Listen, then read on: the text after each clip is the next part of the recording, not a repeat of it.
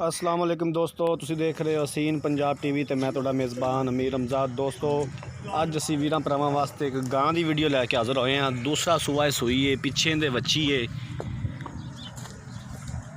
इस टाइम हाज़र मौके जनाब इनके कोले 24 किलो दुध है। दूसरा सूआ सूई है, वलैती चोलस्तानी क्रास है, कैमरे की नज़र है।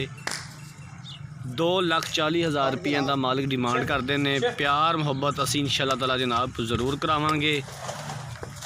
गां जनाब कैमरे की नज़र है। अगर कोई वीर भरा गां खरीदना चाहता है, साड़ा राबता नंबर स्क्रीन पर भी लग्या है 0312 612 2054। खूबसूरत और जनाब नफीस गां है, सोहना हवाना है, सोहना लिबास है। गां कोले सोहना थन लग्या होया है, खूबसूरत गाय जनाब। अगर कोई वीर भरा खरीदना चाहता है, साढ़े नाल रबता करना है। नंबर जनाब स्क्रीन उपर लग्या होया है। असी उम्मीद करांगे कि साड़ी अज वाली वीडियो साढ़े वीरां भरावां नूं बेहद पसंद आई होवेगी। ये तुहाडा अपना चैनल है, अपने इस चैनल नूं हसीन पंजाब टीवी नूं सबसक्राइब ते वीडियो नूं लाइक ते शेयर जरूर करते रहो। जिंदगी मिल रही तो मिलांगे एक नई वीडियो के नाल। अपने मेज़बान अमीर रमज़ान दी इजाज़त। अल्लाह हाफिज़।